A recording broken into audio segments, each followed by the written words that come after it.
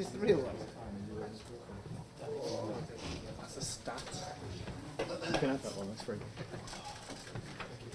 Seriously. Can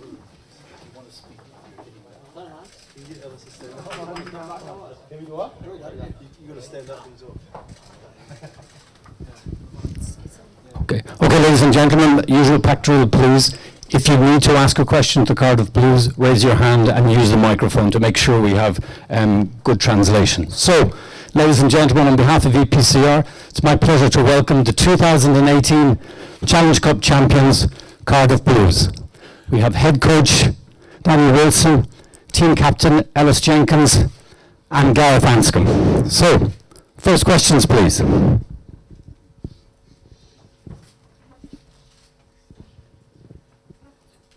Danny, you had a big deficit at half-time. What was said at half-time, and how do you manage to turn it around? First of all, I'd like to apologise for the state I'm in. The boys yet again caught me and covered me in beer and whatever else, so apologise, I look like a drowned rat.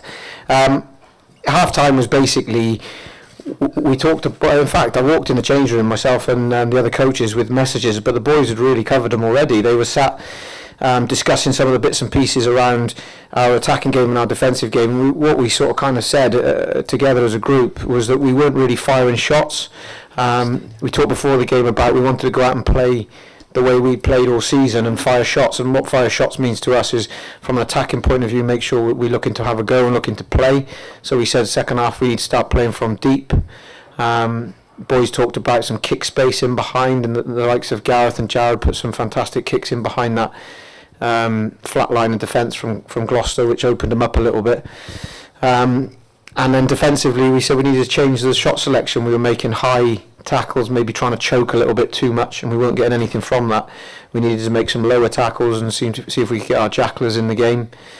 And I think second half you saw the spirit of this group. You saw the ability to change the way they played, and go out and turn a 26 deficit into a win. And I got to credit both players sat next to me.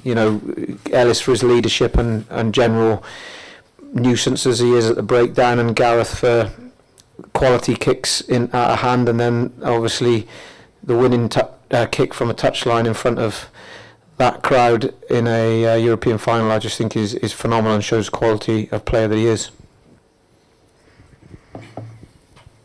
Ellis, Mark Williams, the snooker player, celebrated his world win by turning up naked for a press conference. You're only in your boxers, not quite the same thing, but can you talk us through the celebrations and what it means for the players? Yeah, they made me put a top on just outside the door as well. So it's great fun. It's the way the game finished is great for us, and it's just nice. The first thing we wanted to do was get back in the change rooms as a group, and just have a couple of beers with your mates and sort of celebrate what's a big highlight to end sort of season of two halves for us. Since Christmas it's been a really enjoyable place to be, to go work, to training every day, and I think that's shown with our performances on the pitch, and it's nice. I think it'll be a good night. And Danny, how sweet is it for you to be able to sign off your reign in this manner? Yeah, I mean, it's great, but if I'm honest, it's not about me, it's about this group. This group have gelled unbelievably over a 3-year period. It's been a real roller coaster, as has been well documented, and for this group to stay as tight as they've stayed and to be as collectively as good as they are, that includes backroom staff, players, everybody. We all had one objective this season at the end of 3 years, and we still felt we could achieve it, even though we had some real downers at the start of the season on and off the field. We thought that we could come together and still achieve something, and I think it's credit to the group from my point of view. To leave this group of players is tough, and emotionally it's tough, because they're a great group and I've got some great relationships with them, but I still think it's fitting that they've come to get the rewards that they've 110% fully deserve.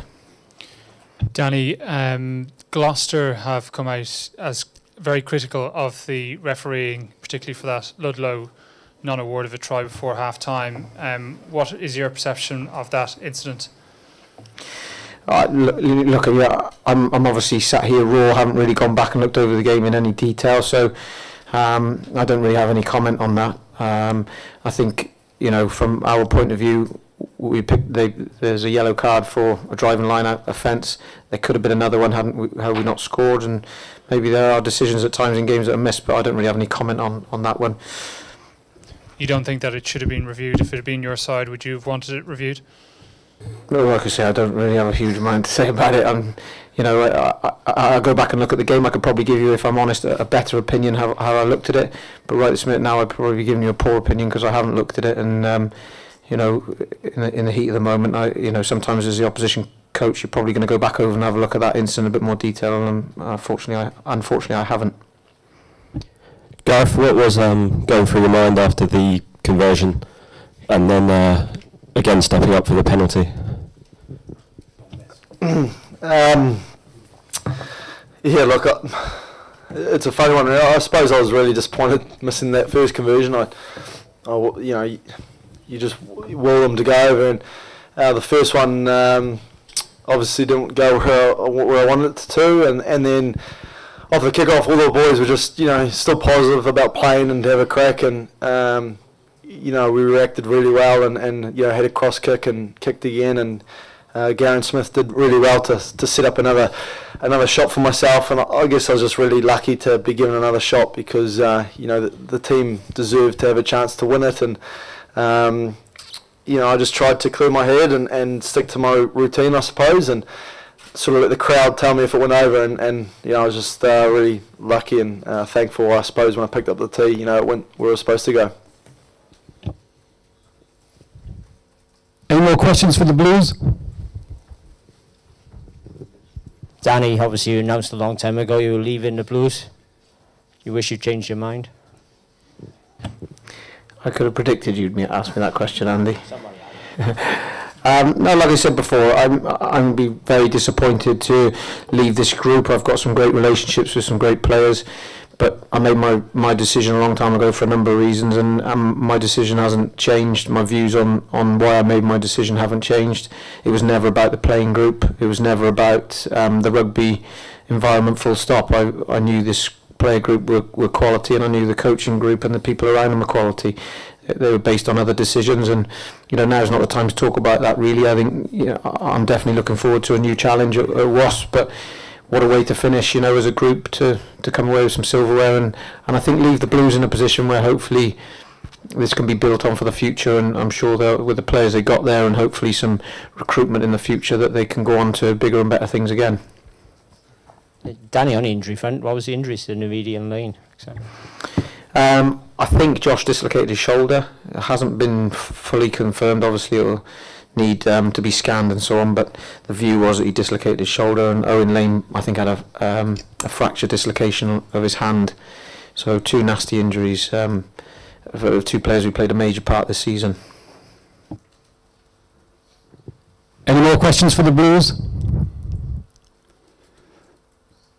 Okay, congratulations once again to Cardiff Blues, and thanks very much to Danny, Ellis and Gareth, and we'll see you in the Champions Cup next season.